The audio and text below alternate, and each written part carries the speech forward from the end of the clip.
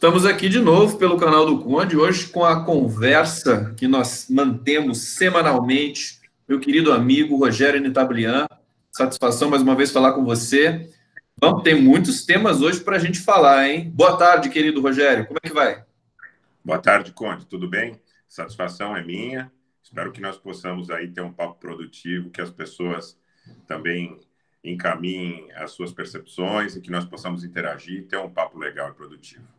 Maravilha, vamos interagir sim. Eu peço para todos os internautas que forem chegando aqui no canal do Conde dessa transmissão para fazerem a sua inscrição no canal, para deixarem as perguntas, para nos provocarem, porque hoje nós temos aí um dia bastante intenso de notícias que se sobrepõem, de notícias que são muito quentes, e nós temos de tentar fazer algum tipo de leitura que não seja aquela leitura majoritária também, que pega de arrasto todo o noticiário, né, Rogério? O que você achou da prisão do Temer? Só para a gente começar de aperitivo aqui.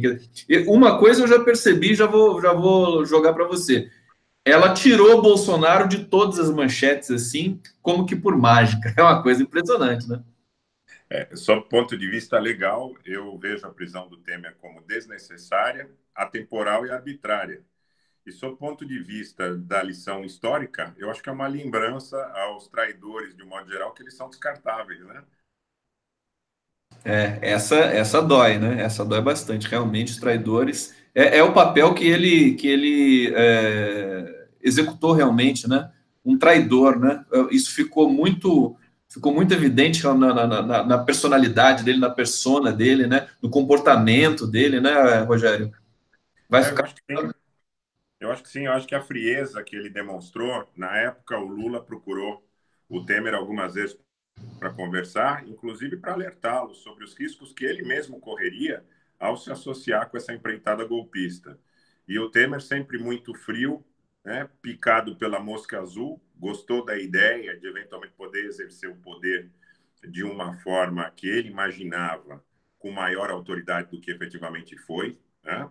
E acreditou que pudesse se dissociar de um governo de coalizão para que ele tomasse as atitudes que achava que devesse tomar naquele contexto. Ele não ouviu Lula, ele não ouviu os antigos aliados que alertaram sobre os riscos dessa associação e hoje ele está pagando a conta. Na verdade, a minha visão a respeito da prisão do Temer, sob o ponto de vista do que é pretendido por essa atual coalizão que ocupa o Palácio do Planalto, né? E que tem na figura do Sérgio Moro seu expoente, porque ele, ministro, super-ministro da Justiça. Hoje, Bolsonaro chegou numa festa, disse que o Moro não estava na festa, porque ele tinha que cuidar de uma superoperação que o governo estava à testa de uma superoperação que visava a moralização da administração pública. Essa informação informação importante que você está passando para a gente, assim, uma festa. Hoje, o Bolsonaro disse isso, uma festa. A notícia do Temer saiu, acho que por volta do meio-dia, né? 11h30, né? 11h30. Sim. Rogério, vamos começar, porque são muitos assuntos. Eu queria começar ouvindo você sobre esse festival de vexames e vergonhas e humilhações que o governo brasileiro tem promovido dentro do Brasil e quando também vai desfilar em território estrangeiro. A visita do Bolsonaro ao Donald Trump, aos Estados Unidos, teve um pouco esse gosto amargo da gente ver o Brasil totalmente humilhado, uma delegação que não respeita o povo brasileiro, não respeitou, criticou o povo brasileiro lá fora. Eu queria saber das suas impressões aí sobre essa visita para a gente avançar também depois em algumas consequências desse encontro. Bom, com relação a isso, você coloca muito bem. Os brasileiros que estão nos Estados Unidos, diga-se de passagem, majoritariamente votaram no Bolsonaro, no segundo turno, mais de 80%. Em algumas situações, me parece que na Flórida ele teve mais de 90% dos votos. E o que acontece? O Eduardo Bolsonaro diz que aqueles brasileiros, né, de uma forma bastante arrogante, são uma vergonha para o país. é um sintoma muito claro do que nós exaustivamente colocávamos durante a campanha, né? Da utilização de um discurso antipetista, antinacional, aquela coisa que o Lula tanto nos alertava sobre a questão da síndrome de vira-lata, né? Tudo que é dos Estados Unidos, essa cultura protestante, ascética, né? É maravilhoso, e tudo que é nosso não serve, não presta. Então, Eduardo Bolsonaro expressou isso de uma forma categórica. Os brasileiros que estão lá de forma ilegal são uma vergonha para o Brasil. Muitos desses que ele disse que são uma vergonha para o Brasil sustentaram a candidatura do Bolsonaro, inclusive de forma fanática nas redes sociais e nos seus meios sociais respectivos. Quanto à visita em si, eu acredito que foi um vexame absolutamente histórico. A figura da linguagem corporal do Bolsonaro, né, na sua Aquela cena dele, quando ele não consegue, ele se nega a escutar o que o Trump quer dizer, alguma coisa em inglês, né? Ele fica com aquela cara paralisada. Aquilo ali é muito impressionante, realmente. é constrangedor, né? É constrangedor para nós, como brasileiros, assistirmos aquela cena e notarmos o desconforto dele em relação àquele encontro. Ele mesmo não se sente à vontade como representante, como chefe do executivo. E ele está cumprindo um papel que é um papel de títere, um papel absolutamente vulgar. O próprio presidente americano, nessa relação, se sente de alguma forma constrangido. Quando eles deram, eu acho que você deve ter atentado para esse detalhe, que você é extremamente detalhista e sensível. A camisa que entregaram para o Bolsonaro, ela foi feita de forma absolutamente improvisada e o nome estava completamente torto. As letras estavam colocadas de uma forma grosseira. Isso é uma forma de desconsideração, de... Esse detalhe, Rogério, eu confesso que eu não percebi, não. A camisa que o Trump deu para o Bolsonaro, essa Sim, sim, sim, era a camisa do quê? Do time americano de futebol? exato. E como Não era nada, né? Eles não ligam para futebol, né? não ligam para o futebol, não ligam para o Brasil, não ligam para o Bolsonaro, mas eles ligam para a base de Alcântara, eles ligam para o nosso pré-sal, eles ligam para as nossas riquezas minerais, para a nossa Amazônia, para a nossa biodiversidade.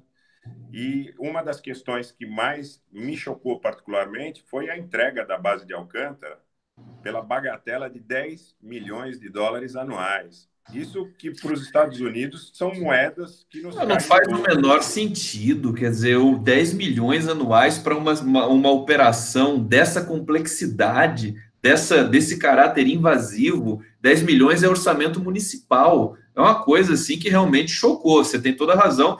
E aí eu quero já, vamos engatar já uma outra questão, que é o seguinte, eu conversei com engenheiros que fizeram parte do programa VLS brasileiro, espacial, que justamente tinha os lançamentos lá de Alcântara e tudo mais. Eles dizem que é muito difícil, até para os americanos, que é para o Brasil, não é bom negócio para ninguém. Na verdade, o que está por trás ali justamente é eles fincarem base, quer dizer, não tem o interesse de lançar foguete seria a longo prazo, uma coisa de mais de 10 anos, tem que aprovar no Congresso ainda, tudo mais. Mas o importante seria eles fincarem em pé ali numa região altamente estratégica, né? Eu vejo isso desta forma e eu faria um adendo aí em relação ao fato de que, por exemplo, muitas empresas, né, que são oligopólios no mercado internacional, muitas vezes eles compram seus concorrentes em países de terceiro mundo, né, dito terceiro mundo, para evitar que eles desenvolvam determinadas tecnologias. Aqui a presença americana é mais ou menos no sentido de assegurar que a base de Alcântara e tudo que havia sido alcançado no projeto do VLS não seja retomado pelo Brasil no curto médio prazo. Ou seja, eles estabelecem presença física para evitar que o Brasil utilize a base para a retomada de um projeto numa Na eventual verdade, mudança. é uma coisa, é um passo além, né? Porque sabem que realmente ali, para o país soberano, que é detentor daquele território, como o Brasil, se tiver uma política de incentivo tecnológico pujante, realmente o Brasil pode atingir um nível muito elevado nessa questão aeroespacial, né? Porque realmente é o melhor lugar do mundo para lançamento de foguete. Isso vários engenheiros já falaram. Desculpa, Anitta Bilian, pode continuar seu raciocínio. Não, não tem problema nenhum. De qualquer forma, existe essa questão que utiliza menos combustível pela localização. Isso o próprio Trump fala na conferência de imprensa que ele teve com o Bolsonaro, que para os Estados Unidos seria uma economia muito grande, mas eu vejo mais do que como economia, em função do tipo de combustível sólido que eles utilizariam, o fato deles, fincando o pé, como você bem disse, vedarem o uso da base pelo Brasil.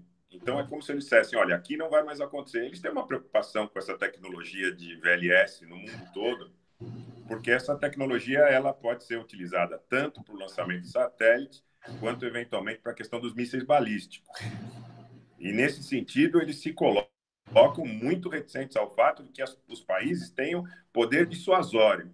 Quer dizer, o Brasil não pode ter um submarino de propulsão nuclear, o Brasil não pode ter uma força aérea equipada com os caças suecos, o Brasil não pode ter forças terrestres que sejam capazes de efetivamente defender a Amazônia, não pode ter uma base de lançamento de foguetes, que também pode sim, como não? Todo país tem direito não de agredir seus vizinhos ou de agredir algum país que lhe faça, que seja rival regional ou estratégico, mas tem que ter um poder dissuasório. Quer dizer, o Brasil deve ter um poder dissuasório.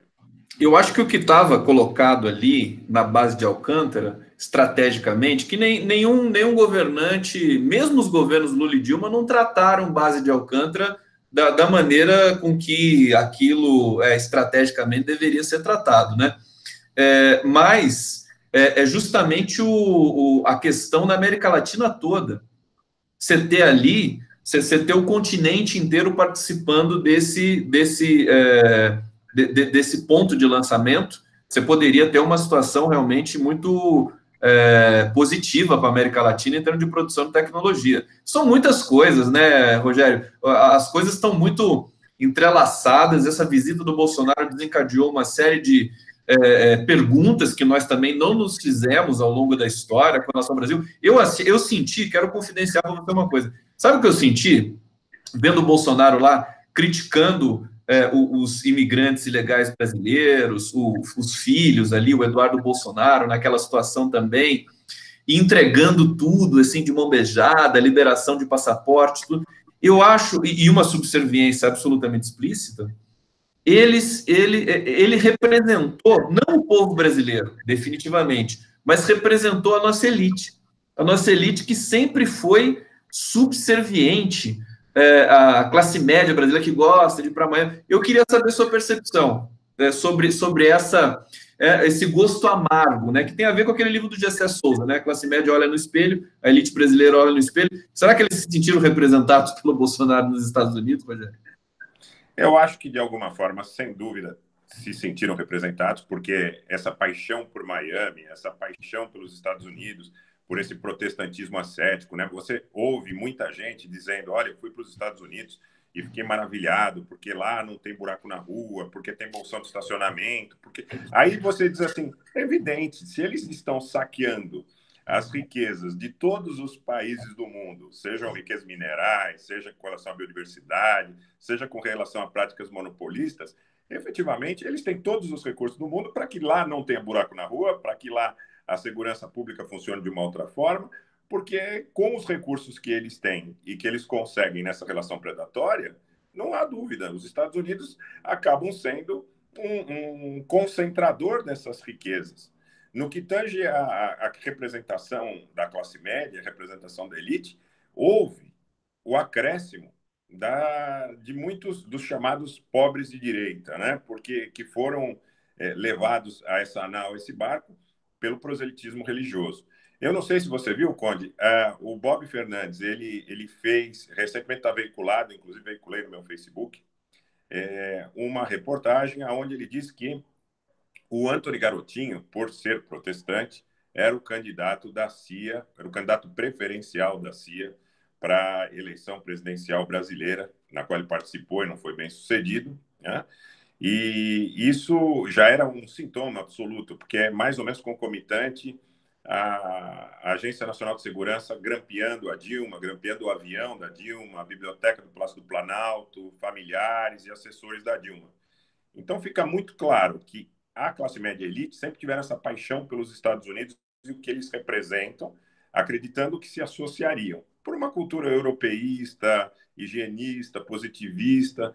Eles sempre se acreditaram mais próximos da cultura norte-americana do que da nossa cultura cabocla brasileira, que para eles é alguma coisa deletéria. Na realidade, só esses extratos, eles não estavam conseguindo, eles perderam 4 eleições consecutivas, eles não estavam conseguindo atingir seu objetivo através do processo dito democrático, da democracia representativa. E aí eles apelaram para o proselitismo religioso, para a teoria da prosperidade. E essa teoria da prosperidade entra no Brasil de uma forma muito forte, de uma forma muito presente, já desde a década de 70, mas nos últimos 10 ou 15 anos, houve um acréscimo de investimentos. Vide aí o tal Templo de Salomão, com todo o respeito que quem professa a religião merece, mas certamente não foi construído com dízimos, certamente não foi construído com dízimos de 10, 20 ou 50 reais. Ali entraram milhões e milhões e milhões. Se qualquer um de nós tiver o trabalho de fazer uma pesquisa no Google, vai verificar que ministros de países estrangeiros, fundamentalmente Estados Unidos da América e Israel, visitaram inúmeras vezes a construção do templo. O que é sintomático, que não é só uma relação de simpatia ou de sinergia ou de afinidade religiosa ou cultural ou em relação a algum dogma. Ali tem um projeto de poder. E esse projeto de poder ele está fundado na necessidade de levar extratos das classes menos favorecidas para esse consórcio com a classe média e com a elite amante de Miami. Rogério Nitablian, diante de toda essa engenharia aí que se apoderou do Brasil para fazer frente a um segmento popular que com frequência estava vencendo eleições, você teve de ter aí toda essa engenharia aí, inclusive também com o dispositivo dos disparos de fake news, de muito ódio, né, propagado pela imprensa tradicional. A imprensa tradicional continua totalmente perdida na tradução, né? A imprensa brasileira, eu acho que aquela entrevista feita pela Fox News com o Bolsonaro evidenciou que nem a imprensa estrangeira mais conservadora bebe na fonte da imprensa tradicional brasileira. Está totalmente desacreditada no exterior, porque a pauta da jornalista da Fox News era mais ou menos aquilo que estava circulando na blogosfera progressista brasileira. Milícia, Marielle, né, crise, aprovação da reforma da Previdência. Ela emparedou o Bolsonaro, mesmo sendo a emissora oficial do Trump. Eu quero saudar aqui os nossos internautas que estão chegando aqui para ver a conversa, Deise Ribeiro, Fabiana Aquino, todo mundo falando muito da prisão, evidentemente é o assunto mais galvanizante e ele veio para galvanizar realmente, ele veio para tirar o Bolsonaro das manchetes e para se estabelecer ali. Eu já acho, sinceramente, Anitta Blian, que a notícia do Temer preso, ela já ficou velha imediatamente, mas isso é uma percepção minha, né? Porque eu sou muito acelerado mesmo. Mas eu queria trazer a seguinte questão para vocês. Para você, o que o Bolsonaro foi falar na CIA, hein? Muito provavelmente, inclusive, era uma visita que não estava na agenda oficial, é bom lembrar.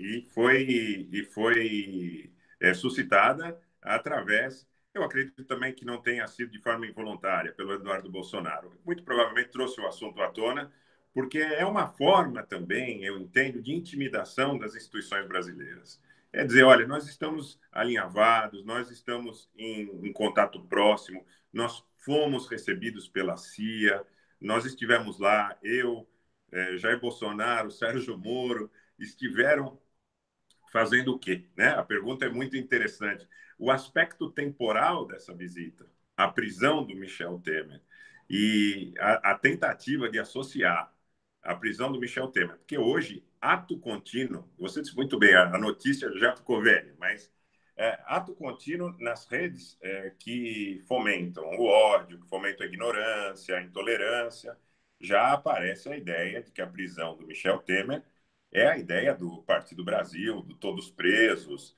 e eles se apropriam de um discurso de forma extremamente covarde, dizendo, olha, é um homem branco e rico, a justiça brasileira também alcançou, olha o governo Bolsonaro como está, né? Porque as pessoas têm pouco acesso, inclusive, à ideia de que existe uma partição, que existe uma diferença entre uma ação do poder executivo, do poder judiciário. Então, a prisão do Temer é associada a um ato de coragem, e de combate à corrupção do Bolsonaro, para o senso comum, para as classes menos favorecidas. Isso nos nichos lá dos bolsonaristas, né? Exato. Eles usurpam também esse tipo de discurso, né? Mas eu tô achando. Bom, vou esperar você avançar um pouco mais nessa análise aí para fazer uma réplica aqui. Tá legal.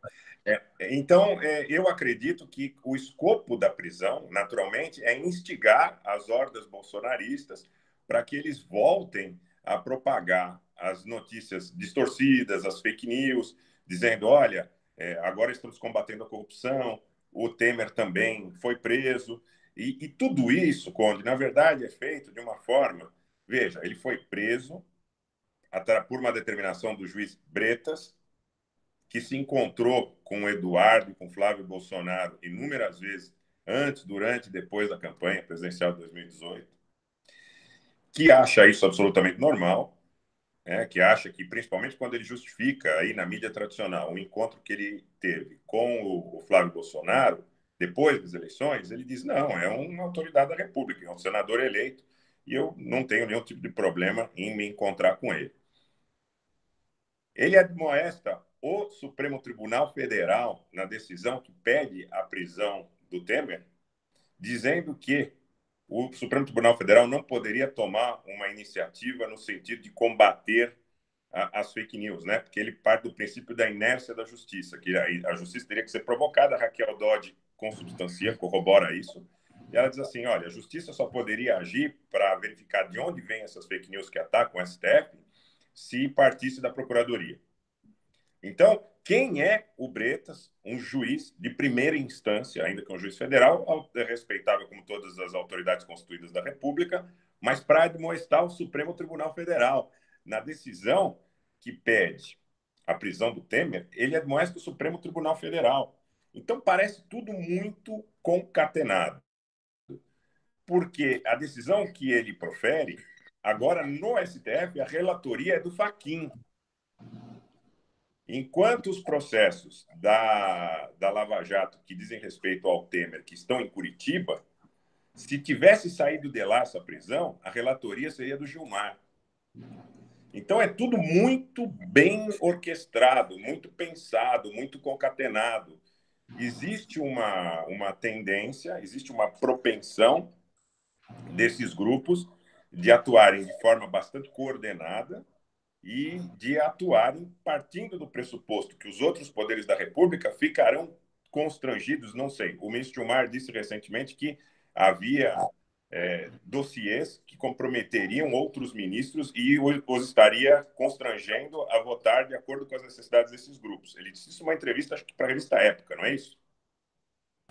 Não sei se foi para a época, não, mas essa entrevista circulou aí, né, nas redes, nas mídias digitais. Eu acho que nós deveríamos exigir do ministro Gilmar que ele fizesse uma menção explícita ao que ele conhece em relação a essas chantagens, esses constrangimentos. Porque o povo brasileiro tem que se colocar ao lado do Supremo Tribunal. Mas, Rogério, deixa eu só fazer um comentário aqui. O Gilmar Mendes, ele está fazendo isso de uma certa maneira nesse momento. Ele está soltando algumas declarações mais fortes dessas pressões, né, que eles recebem, enfim, e que ele está recebendo. Ele recentemente foi também acossado pela Receita Federal, numa situação aí que ensejou até a manifestação do próprio STF como instituição, logo depois disso. O STF está acuado. Nós temos aí a confluência de várias questões, o cenário é bastante complexo, e ninguém melhor do que você para analisar cenários complexos aqui com a gente, né, Rogério Anitablian? É uma satisfação realmente conversar com você. Deixa eu só dar um alô aqui, pedir para o pessoal dar o like aqui na transmissão do canal do YouTube, se inscreverem no canal e compartilharem esse papo com o Rogério Anitablian aqui no canal do Conde. O pessoal está dizendo aqui, Jefferson do Nascimento Machado, Temer é boi de piranha, mas eles podem acirrar ainda mais as contradições internas do governo Bozo. Eu quero aproveitar esse comentário aqui do Jefferson para dizer que eu sinto, eu não bebo muito nas fontes, talvez seja um dos graves defeitos, né, jornalísticos que eu tenho, do bolsonarismo, né? Eu não vejo o que está acontecendo ali, até porque a gente sabe também que as redes digitais do bolsonarismo caíram bastante. E eu, às vezes, ressinto de não saber o que está rolando ali, como é que eles estão lendo a questão do Temer. Eu prefiro mobilizar as minhas energias para outras leituras. E qual leitura que eu estou mobilizando a minha energia? Eu acho que, de uma certa maneira, nós estamos, como sociedade, saturados já de tanta manipulação via Lava Jato, via justiça, via política, via conchavos internacionais. Eu acho que essa notícia do Temer ela veio para abalar as estruturas, mas eu acho que ela não vai conseguir cumprir esse papel como em outros momentos.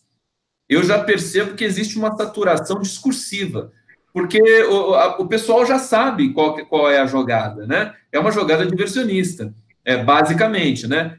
O Bolsonaro ele volta dos Estados Unidos para o Brasil muito pressionado porque falou muita besteira lá com relação ao povo brasileiro. A popularidade do Bolsonaro despencou prematuramente, de maneira, né, bastante até assustadora, recordista, né, de todos os presidentes pós-redemocratização nessa aferição da popularidade. E aí eu tendo a concordar com você que existem coisas por detrás dessa prisão, assim, meio que de relance do Michel Temer e do Moreira Franco. Moreira Franco sogro do Rodrigo Maia. O Rodrigo Maia o Rodrigo Maia foi muito agressivo com o Sérgio Moro. Eles estão numa situação de uma disputa muito grande. O Moro está se ressentindo porque o Moro não sabe fazer política. Né? E o Rodrigo Maia, perto do Moro, realmente é um dinossauro da política, né? Ainda que ele não seja dos mais experientes. E aí eu quero jogar para você a seguinte questão.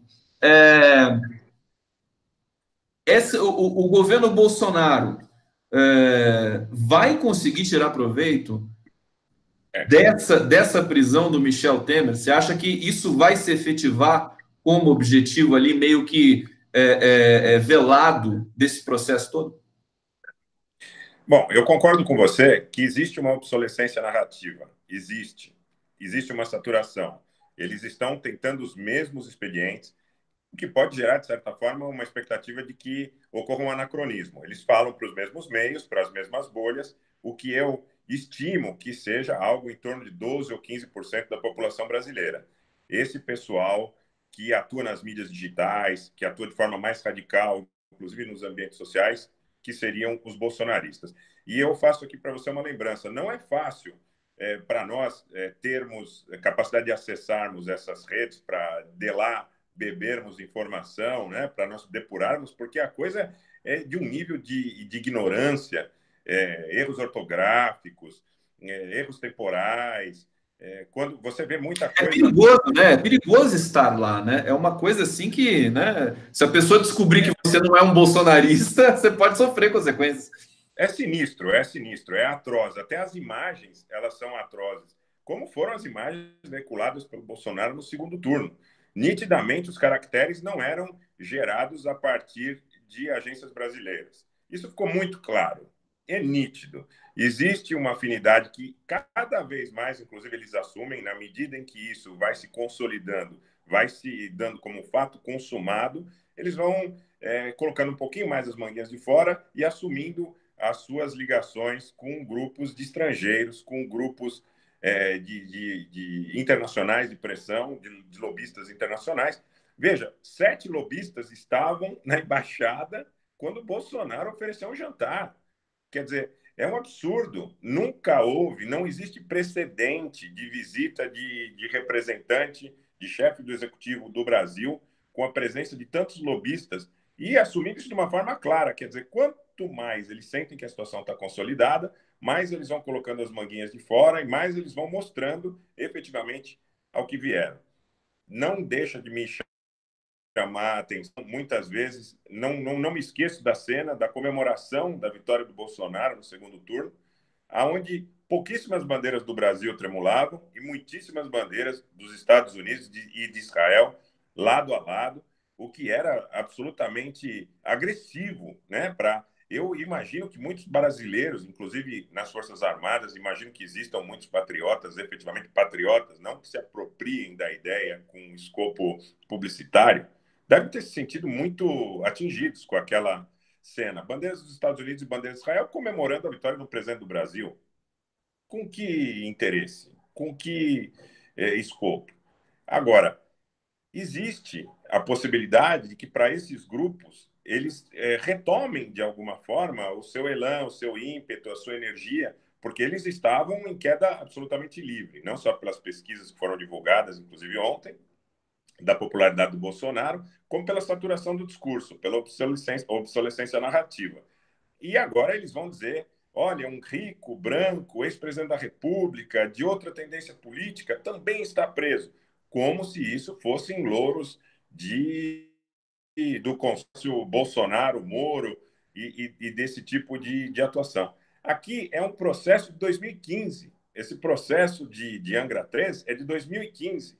Então, qual é a justificativa para, nesse momento, prender o Michel Temer? Eu acho que é uma afronta ao poder judiciário, ao poder legislativo, na medida em que coloca, pelo fato do Moreira Franco ser casado com a sogra do Rodrigo Maia, o Maia, quando reage atacando o Moro, muito provavelmente já sabia, porque esse mandato de prisão ele foi assinado em 19 de março, então ele já sabia da existência desse mandato, e ele bastante indignado, inclusive utilizando novamente da análise da linguagem corporal, ele se mostra absolutamente indignado com o Sérgio Moro, quando ele dá entrevista, muito provavelmente já sabendo que o Wellington Moreira Franco tinha tido sua prisão decretada, e nesse contexto, eu acho que eles estão buscando uma exacerbação do conflito em relação ao legislativo e ao judiciário, colocando e apontando uma arma na direção deles.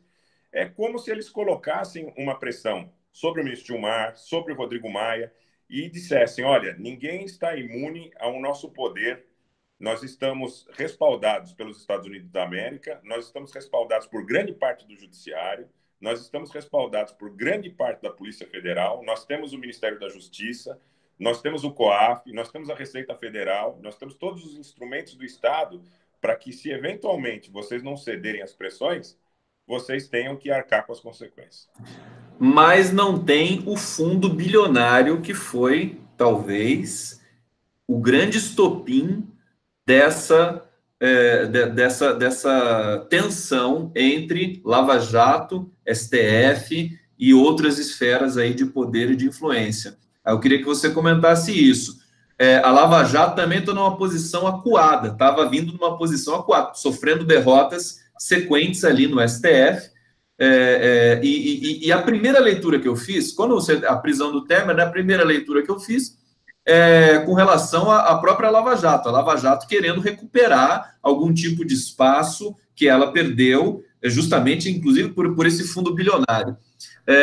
Eu quero que você avance um pouco mais nessa análise que tem a ver com o STF acuado e mandando investigar propagação de fake news, que tem a ver diretamente com o bolsonarismo.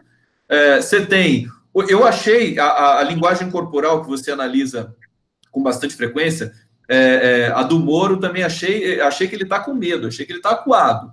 Evidentemente, as pessoas, tem muita gente que tem medo do Moro, acha que o Moro enfim, e não é sem razão, porque ele destruiu, basicamente, né, a nossa economia e tudo mais, então, seja um cuidado. Mas eu tenho uma visão que de que o bolsonarismo, junto com o lavajatismo, estava num processo de apodrecimento muito forte. E que essa prisão do Michel Temer vem para tentar dar um respiro para esse conjunto aí. Eu queria que você comentasse um pouco isso para a gente. Eu acho que o STF reagiu em relação, por exemplo, a essa questão de defender a instituição, a segurança nacional, teoricamente, que está intrinsecamente ligado com o ataque ao Supremo Tribunal Federal, essa nossa Suprema Corte, né? E ele reage, mas ele reage de forma tímida. E eu vou citar um exemplo e também queria saber o que você pensa a respeito disso. Hoje, duas situações, uma em relação a um advogado, uma em relação a um guarda civil de Indaiatuba, que teriam sido propagadores de fake news, de ofensas em relação ao STF. Esses dois foram visitados pela Polícia Federal, esses dois foram inquiridos, e eu não sei se houve uma medida restritiva de liberdade, eu acredito que não, mas foram visitados pela Polícia Federal, houve buscas e apreensões. E aí eu faço a seguinte questão para que nós possamos analisar se essa reação foi proporcionalmente devida ou não. Joyce Hasselman propagou ofensas, difundiu ofensas, divulgou número do ministro Gilmar Mendes na internet, ofendeu Ricardo Lewandowski, ofendeu Marco Aurélio. Deltan Dallagnol divulgou um vídeo no qual ele disse que seria capaz de ele mesmo apedrejar o STF. E o STF reagiu, mas reagiu timidamente, porque ele foi visitar hoje, a partir da situação instituída por determinação do presidente Toffoli, um guarda civil de Indaiatuba e um advogado, me parece que chama-se Adriano Argolo, pela propagação das fake news. Deltan Dallagnol e Joyce Hasselman passaram incólumes?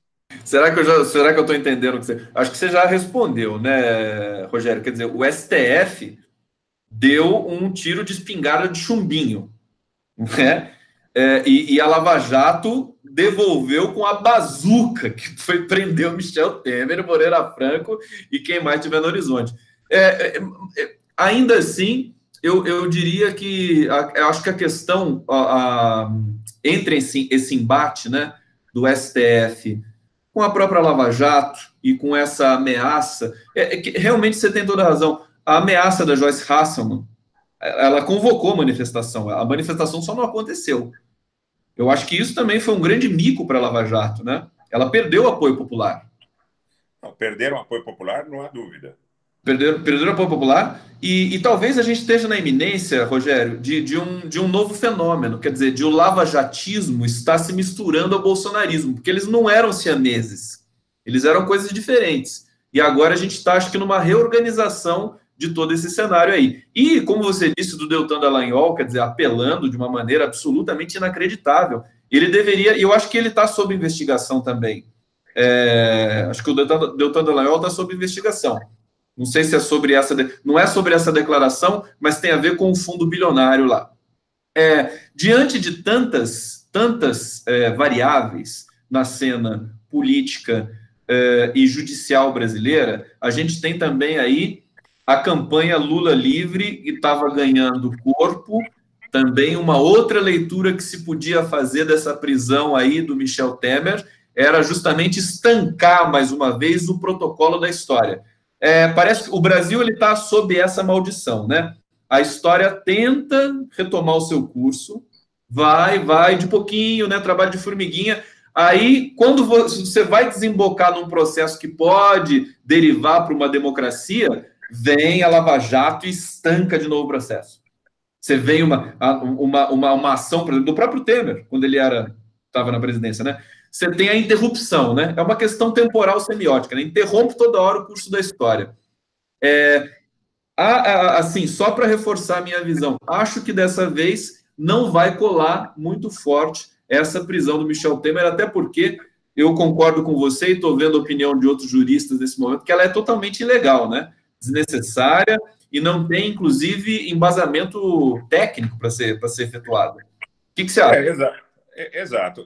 Eu vejo, eu acho que o Lacan diria assim, a cultura é ali aonde ela não é. Né? Porque basicamente é o que se busca no que diz respeito a essa prisão.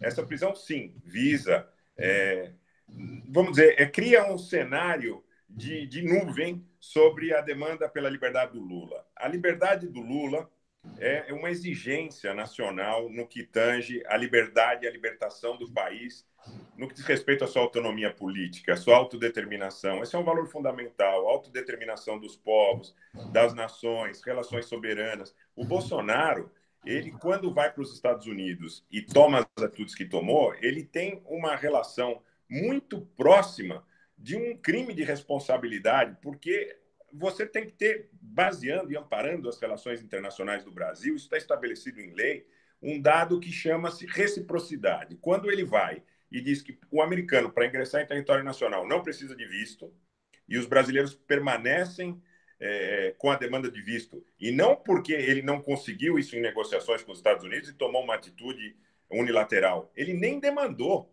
Ele nem demandou, porque ele parte da premissa e do pressuposto que o brasileiro não mereça essa benesse, essa facilidade por parte do governo americano. Então, vem a prisão do Temer nessa situação com o objetivo de tornar as coisas menos claras, de novo, para aqueles estratos que têm menos acesso à informação. A liberdade do Lula é a liberdade do Brasil. A associação entre Witzel, Bretas, Deltan Dallagnol, Sérgio Moro é a entrega do Brasil para os desígnios norte-americanos. E eles parecem bastante amparados. Eles flertam, Conde. Eu penso que a prisão do Temer, a primeira coisa que me veio à mente foi o seguinte: é uma ameaça institucional. É uma ameaça institucional porque eles colocam para o Rodrigo Maia, eles colocam para o Gilmar Mendes, eles colocam para os ministros que estão defendendo a liberdade do Supremo Tribunal Federal, que o poder que eles têm, a ordem de prisão do Temer, quando o Bretas disse que não cabe à justiça, porque existe um princípio de inércia, pedir nenhum tipo de investigação, ele está fazendo uma ameaça ao Supremo Tribunal Federal, um juiz de primeira instância. E foi escolhido, certamente foi conversado. O Bretas, desculpa só te interromper, o Bretas está ocupando o papel que o Moro ocupava quando ainda era juiz, né? Porque agora não tem mais o Moro lá para ficar. Porque o Moro acossava o STF com as suas decisões e com algumas declarações. Só que ele estava amparado naquele momento, Rogério, pela imprensa. A Lava Jato não tem mais a imprensa brasileira. Isso também tem uma reorganização acontecendo aí, porque você não tem mais. O Lula já foi preso, né? O PT já não é mais poder há 3 anos, e toda aquela engenharia da Lava Jato em conluio com a imprensa, com vazamentos e tudo mais. Inclusive, hoje a gente viu a notícia de que a imprensa soube da prisão do Temer antes do Temer, né? Isso também pode ser alguma sinalização. Mas o que eu queria destacar com você, e já te devolvo, que é o seguinte: o Temer não tinha mais foro privilegiado, nem o Moreira Franco, e nem acho que outros que estão sendo investigados ali. O Rodrigo Maia é presidente da Câmara. Eu acho que a gente está a gente está na iminência de uma guerra inédita entre poderes, agora de fato, porque como o PT saiu da cena, dessa cena conflagrada, que eu acho que é até positivo para o PT isso não fazer parte desse mundo tão violento que está se apresentando agora entre legislativo e judiciário. O que você acha? Porque as declarações do Maia sobre o Moro e vice-versa foram bastante temerárias. Oi? Foram contundentes. Eu vejo, na verdade, agora, nesse momento, o dado da ameaça institucional me preocupa sobremaneira. E eu faço uma associação para que nós possamos verificar a gravidade da situação. Nós tivemos 117 fuzis apreendidos com um miliciano no Rio de Janeiro, próximo ao Jair Bolsonaro. Nós tivemos declaração do Jair Bolsonaro de que a democracia depende das Forças Armadas.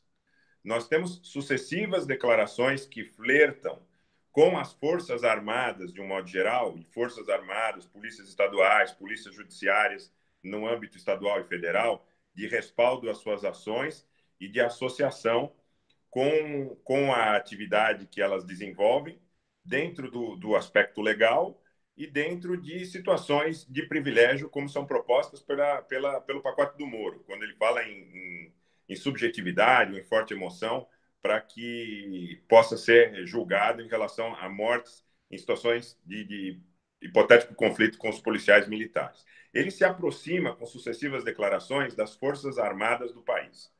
Ele, ao mesmo tempo, sinaliza que eles estão tendo muita dificuldade para reformar a Previdência. Então, a grande imprensa, a grande mídia, está associada com esse ideário de reforma da Previdência. Eu acredito que, se eles não tivessem força suficiente nesse momento, amparo das Forças Armadas, do alto comando, para tomar uma atitude como respaldar essa prisão do Temer, porque tem o dado político, né? Tem o dado político, efetivamente. Tem o dado de ter partido do Bretas. O Bretas é muito próximo do Bolsonaro. O Bretas ameaça o STF ou achincalha o STF na decisão que prende o Temer. Eu acho que existe um flerte com uma possibilidade de uma ameaça não institucional. E essa ameaça não institucional, você fala do foro privilegiado do Maia. O Maia tem um foro privilegiado. As instituições, o STF, independente dessa questão de dossiês que estão divulgando aí, que o Gilmar diz que existem, que nós deveríamos saber do que se trata, se é em relação a Fux, se é em relação a Fachin, se é em relação a Toffoli, mas eu acredito que eles estão jogando um jogo pesado. Tem apreensão de fuzil, tem flerte com as Forças Armadas do país, tem a prisão do Temer, tem um embate institucional entre Maia e Moro. Eu acredito que eles tenham carregado as munições e baterias nessa visita aos Estados Unidos e talvez tenham sido instados a terem uma postura dura em relação a quaisquer adversários políticos. Eu vejo dessa forma com muita preocupação.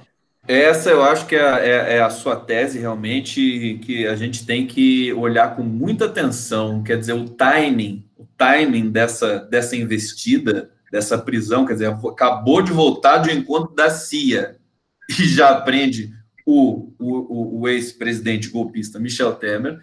É realmente que não pelo que o Temer representa, mas pelo que esse impacto causa em todo o noticiário, porque o Brasil está sendo governado por modalizações do noticiário, né? O Bolsonaro só consegue governar desse jeito.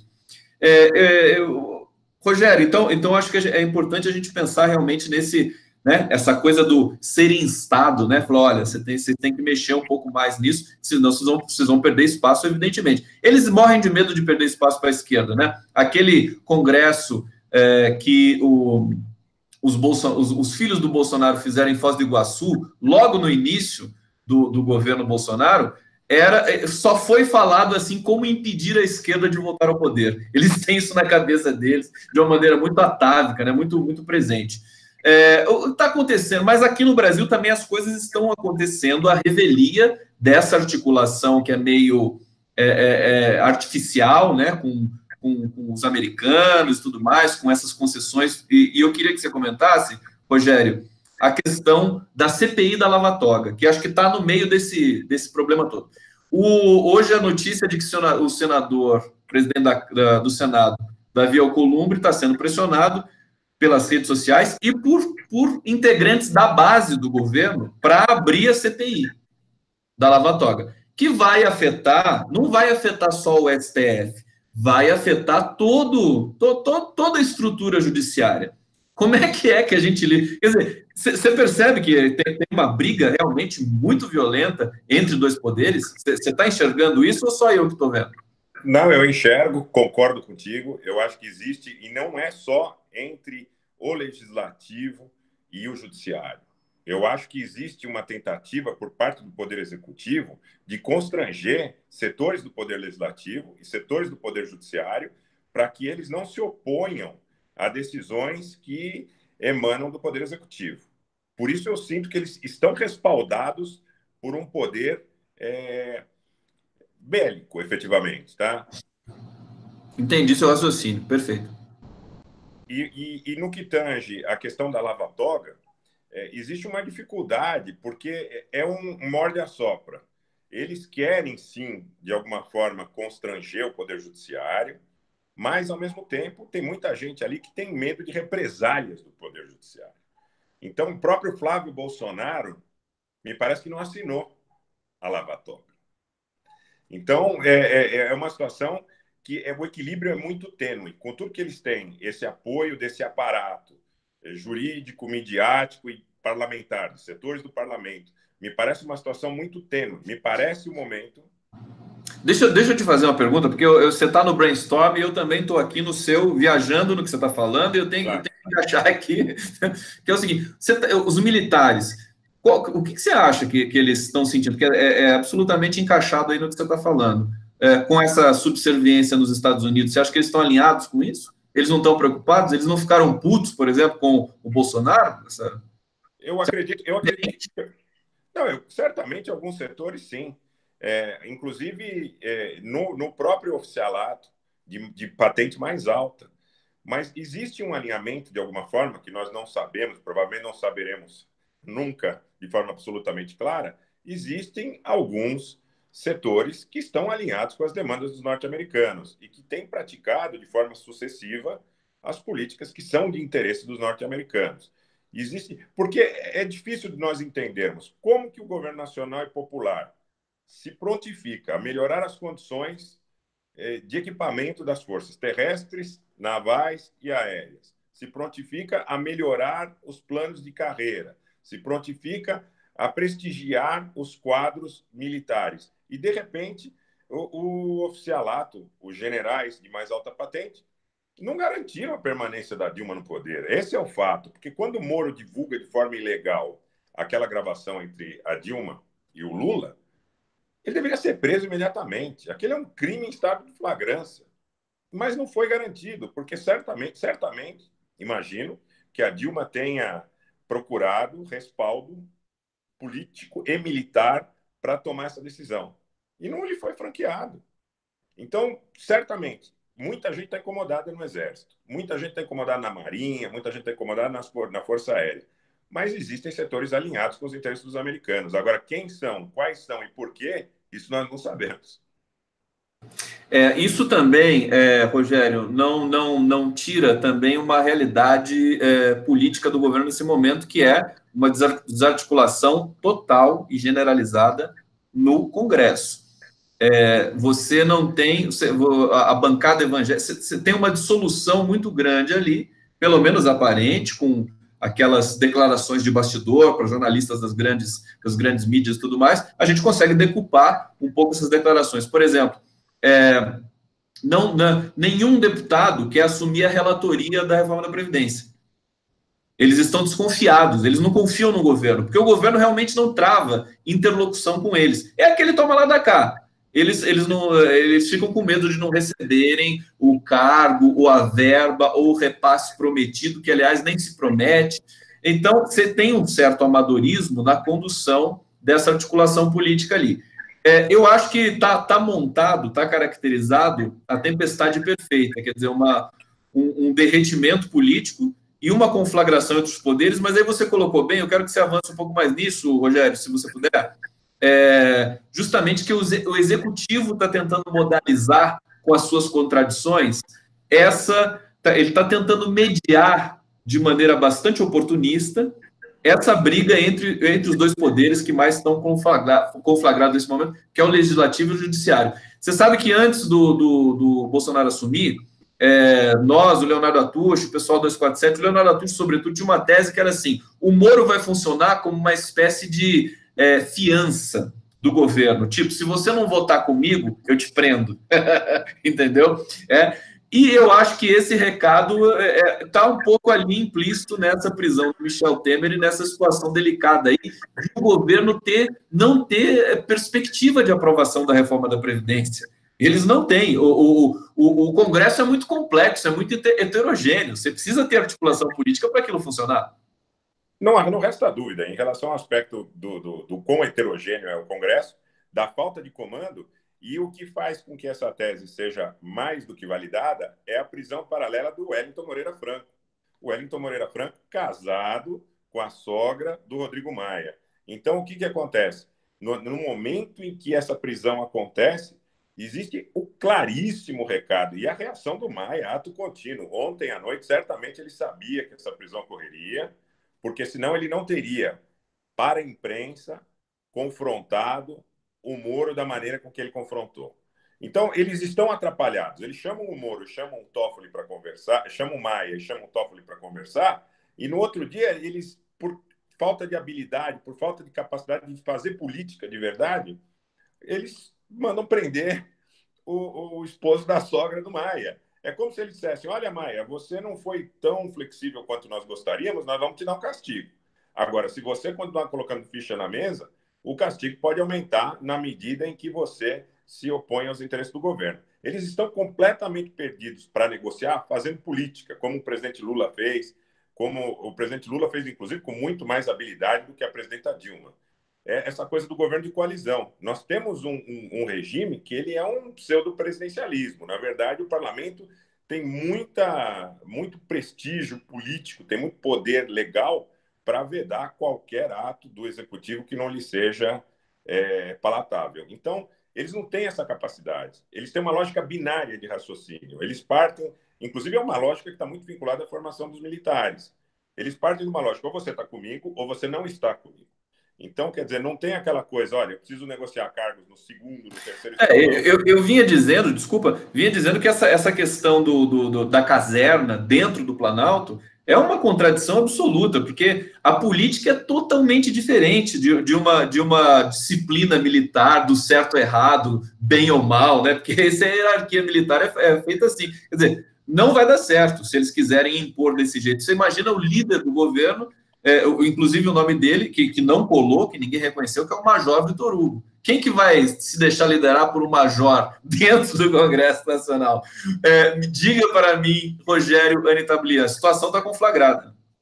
Eu acredito que sim, eu acredito que eles estão colocando todas as fichas na mesa. Eu tenho a impressão, quando eu ouvi a notícia da prisão do Temer, eu digo, olha, agora eles estão partindo para uma lógica de ação efetivamente militar. É um tudo ou nada, né? Onde eles dizem, ou vocês estão conosco ou não estão. Eles certamente têm fichas que nós não conhecemos.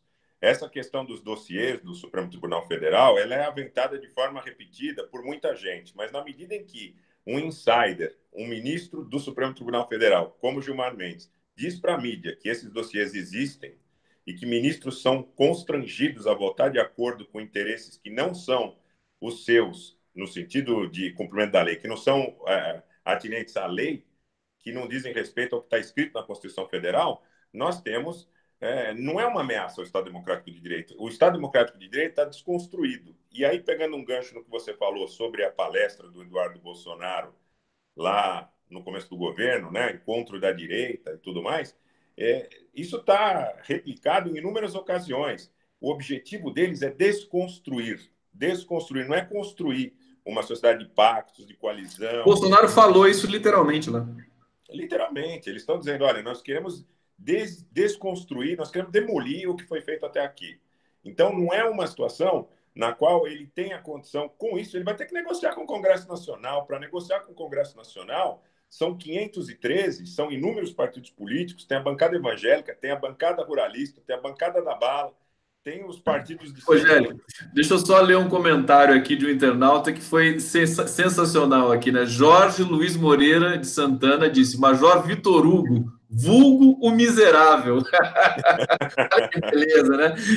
Os nossos internautas aqui, sensacional. Um beijo para você. A gente está encaminhando aqui para o final, Rogério, francamente, quer dizer, sabe, uma percepção que fica, nós linguistas temos uma coisa muito assim, maníaca de ficar buscando a mensagem subliminar, o pressuposto, né? O famoso pressuposto.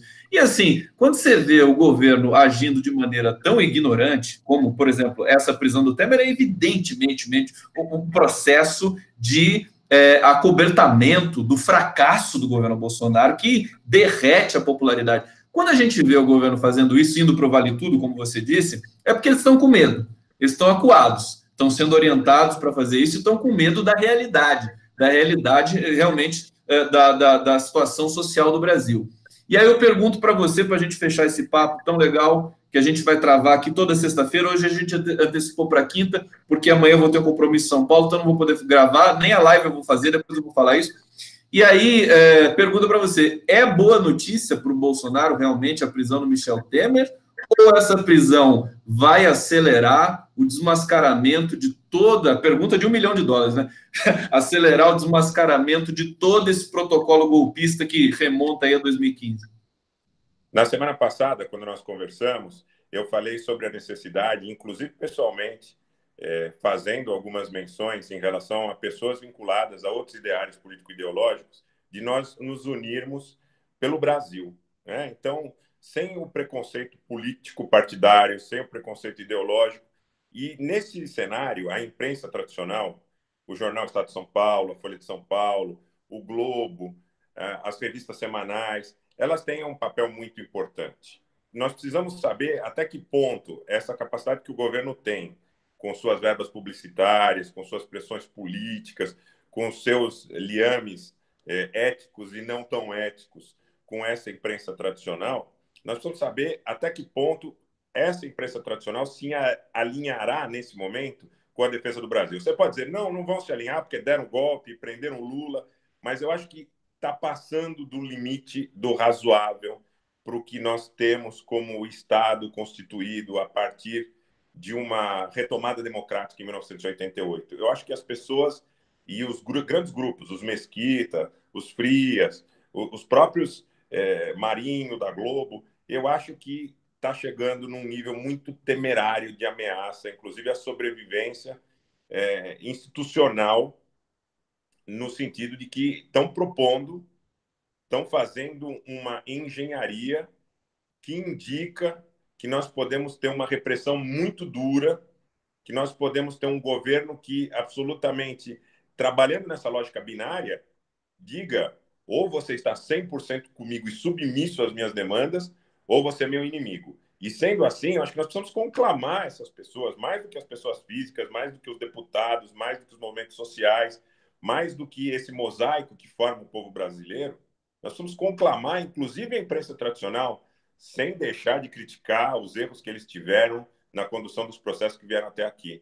A que estejam do nosso lado artistas, aqueles que, infelizmente, não estiveram do lado certo no momento que deveriam estar, que se omitiram, muita gente se omitiu, disse que não votou no segundo turno, mas todos esses, e ontem eu tive a oportunidade, Conde, de escutar uma conversa num cafezinho aqui em São Paulo, de duas pessoas que estavam dizendo que não votaram no segundo turno. Isso, de alguma forma, é alvissareiro. Estavam dizendo, olha, do jeito que as liberdades democráticas estão ameaçadas, nós temos que ser tudo menos Bolsonaro. E eu acho que nós temos que conclamar a sociedade civil brasileira, os partidos, as organizações, os movimentos sociais, a grande mídia também, porque não, sem mágoas, sem ressentimentos, para que nós cerremos fileiras na defesa da soberania nacional. A visita do Bolsonaro aos Estados Unidos, a prisão do Temer, no momento que o Bolsonaro volta ao Brasil, as menções que o Bretas faz em relação ao STF, implícitas, quer dizer, vamos falar em português claro, em linguagem popular, corriqueira, ele deu uma dura no STF. Ele disse, olha, não é assim que se trabalha. É como se uma criança de 5 ou 6 anos estivesse ensinando para o pai o que o pai deve fazer no dia seguinte. Eu acho que nós temos que conclamar a sociedade civil a que se una para que nós preservemos o que restou de soberania e dignidade nacional, de liberdade e dignidade. Esse binômio que eu acho que a gente tem que pedir encarecidamente para que as pessoas reflitam, e por mais alinhamento, por mais amor a Miami, por mais americanismos, por mais prezar que tem por essa cultura do hemisfério norte, que entendam que o que está em jogo aqui é nossa liberdade e a nossa dignidade. Não é o PT, não é a esquerda, não é nada não é uma pessoa física. É a democracia, é a dignidade, a liberdade e a paz.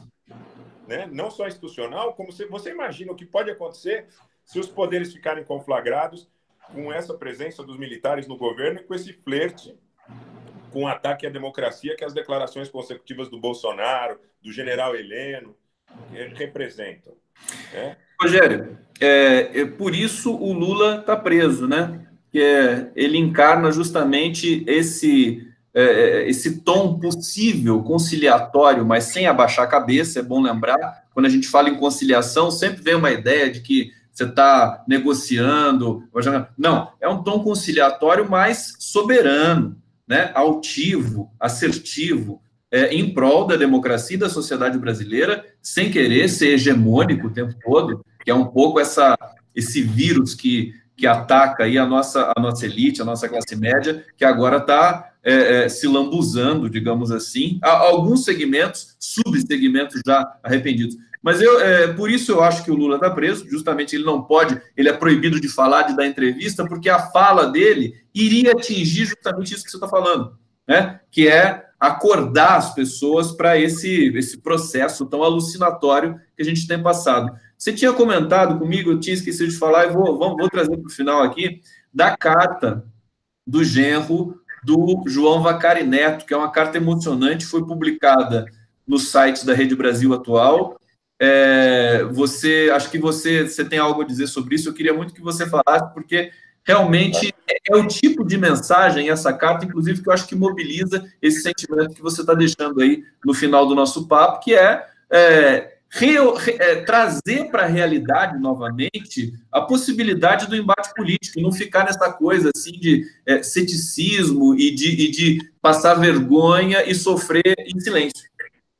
Exato. Inclusive, o João Mateus Júnior, que é o genro do João Vacari, que escreveu essa carta, ele coloca de uma forma, como pai e como genro, ele coloca pelo futuro dos filhos, ele coloca pelo futuro da dignidade do Brasil, ele coloca pelo futuro da liberdade, da justiça, do senso de justiça. Quando nós educamos nossos filhos, nós temos que conclamá-los com exemplos teóricos, mas nós temos mais do que nunca de consubstanciar essas ações na prática, porque, na verdade, eles nos imitam, né? Eles não nos ouvem, mas eles nos imitam. E a carta que o João Mateus escreve é uma carta que ele não escreve com um papel e uma caneta, ele escreve com o coração.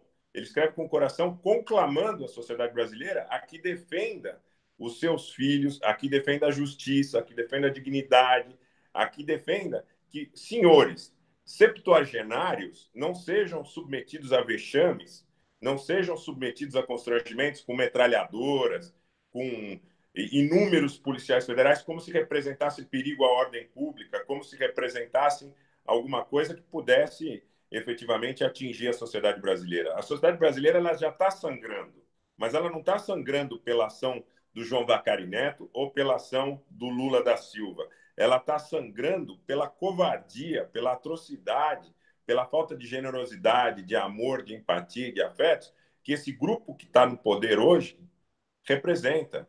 Eles fazem qualquer coisa para que eles possam assegurar aos senhores da candidatura deles, que estão lá no hemisfério norte, isso é nítido, eu acho que hoje ninguém mais tem dúvida em relação a isso, o que lhes foi prometido. Então, encarceram um senhor de 73 anos de idade. Para mim, o Lula é um mártir. Eu tive a oportunidade na semana passada de nós falarmos sobre isso. Todas as vezes que tiver oportunidade, vou reiterar, é o maior mártir da história da República Brasileira, quiçá dos 519 anos de história do Brasil.